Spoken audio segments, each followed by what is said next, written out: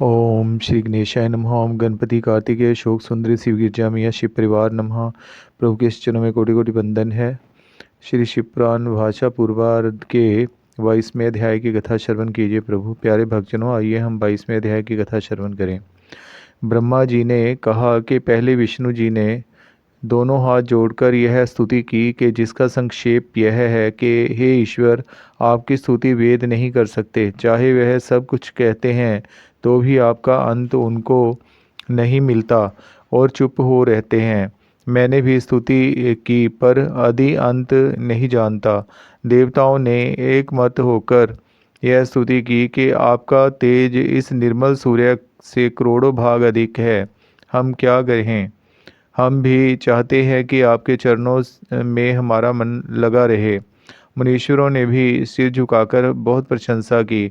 इसी प्रकार देवता, उपदेवता, गुण आदि सबों ने अपनी अपनी बुद्धि और मति के अनुसार अति विस्तृत स्तुति की। सबने खड़े होकर प्रसन्नता के चिन्ह प्रकट किए, जिससे सबकी प्रीति देखकर शिवजी ने अति प्रसन्न हुए।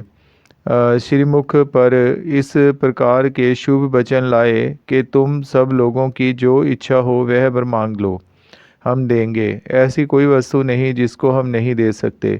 यह सुनकर सब हाथ जोड़कर बोले कि आपने जब ऐसे वचन कहे तो हम तृप्त हो गए प्रभु। हमारा सब दुख मिट गया प्रभु। इससे और कौन वस्तु जिसको हम आपसे मांगे? आपसे क्या छिपा है? पर तो भी हम एक बात चाहते हैं कि हमको सदा आपकी भक्ति बनी रहे। आपके चरणों की इच्छा किया करें। हमको कुछ भय ना हो। हमारे अपराध क्षमा हुआ करें। जब असुर हमारा अपमान करें उस समय हमारा दुख आप दूर किया करें। जो हमारे लिए उत्तम हो उसको आप किया कीजिए। वेद आपको जगत पिता कहता है। इस कारण आपसे विनय है। इतना कहकर सब चुप हो गए। शिव सबको निर्भय कर आप सगुण रूप हो वहीं स्थित हुए। सबको समझाकर विदा किया। केवल हमको और विष्णु को रोक लिया और निकट बुलाकर कहा कि तुम दोनों हमारे शरीर हो। संसार उपजाकर तुम ही पालते हो। जब तुमको कुछ दुख हो तो हम तुम्हारी रक्षा करेंगे, इसमें कुछ संदेह नहीं है। अब अपने अपने लोक को सुखपूर्वक जाओ और जो इच्छा हो वह हमसे मांग लो। यह सुनकर हम दोनों ने भक्ति मांगी और विदा होकर चले। फिर शिवजी निधिपति का हाथ पकड़ कहने लगे कि तुम्हारी प्रीति में फंसकर हम तुम्हारे निकट स्थित हुए हैं। हमारी तुम्हारी मित्रता तीनों लोक में प्रसिद्ध हो गई।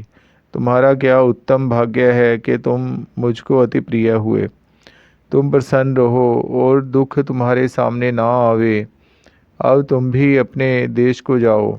इतना सुन निधिपति प्रेम में मगन हो गए और आंसुओं की नदी बहने लगी। उसने विनय की कि चाहे मेरा मनोरथ पूरा हो गया हो, पर मुझे घर जाने की इच्छा नहीं है। फिर भी महाराज की आज्ञा शिरोधार्य है। यह कहकर बार बार शिवजी को प्रणाम करने लगे और अपने घर अति प्रसन्न होकर जा पहुँचे। शिवजी भी उसी कैलाश पर्वत पर निर्भय होकर स्थित हुए। कभी कभी इस लोक में आकर देखा करते, कभी कोई विचित्र कथा प्रीति से कहते और कभी योग अंगीकार कर अपने स्वरूप का ध्यान करके मगन रहते।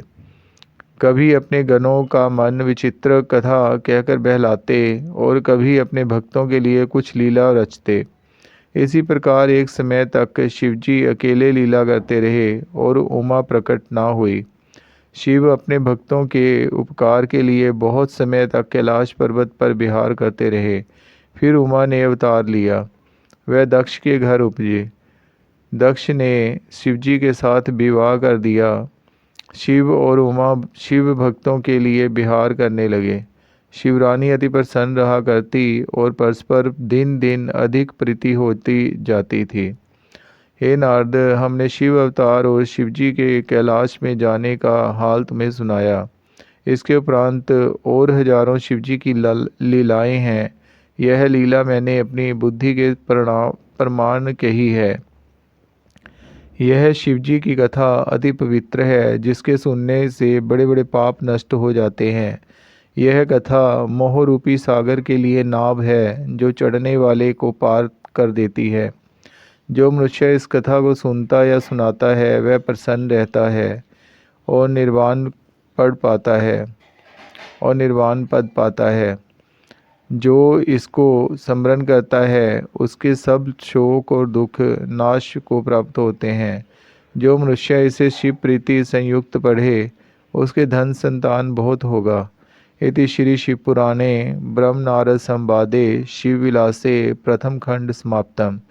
प्रथम खंड समाप्त पूर्ण हुआ। बोलो श्री शिव शंकर भगवान जी की जय, शिव गौरी मैया की जय, शिव गिरजा मैया की जय। ओम गणपति कार्तिकेय शोक सुंदरी शिव परिवार नमः। शिव परिवार के श्री चरणों में कोटि कोटि सादर वंदन है। प्रभु आपने कथा श्रवण की, कोटि कोटि धन्यवाद। आपके श्री चरणों में प्रार्थना है प्रभु, आपके इस दास के जरिए जिन जिन भक्तजनों ने भी आपकी कथा श्रवण की है, हम सभी को अपने शरण में रखते हुए श्वास निरंतर प्रभु का भजन प्रदान करते हुए हमारे रोगों शोकों क्लेशों को नष्ट करके तन की तंदुरुस्ती, मन की शांति, बुद्धि की स्थिरता प्रदान करते हुए परिवारों में अंधन के भंडारे भरपूर रखिए। हमारी संतानों को सद्बुद्धि प्रदान कीजिए, हम सबको सद्बुद्धि प्रदान कीजिए। हमें सद्बुद्धि, सद्विचार, सद्भावना, सद्प्रेम प्रदान कीजिए। स्वास्थ्य निरंतर प्रभु के चरणों में निष्काम भक्ति, निष्काम प्रेम, निष्काम सत्संग सेवा सुमरन प्रदान कीजिए। ओम नमः शिवाय, ओम नमः शिवाय, ओम नमः शिवाय।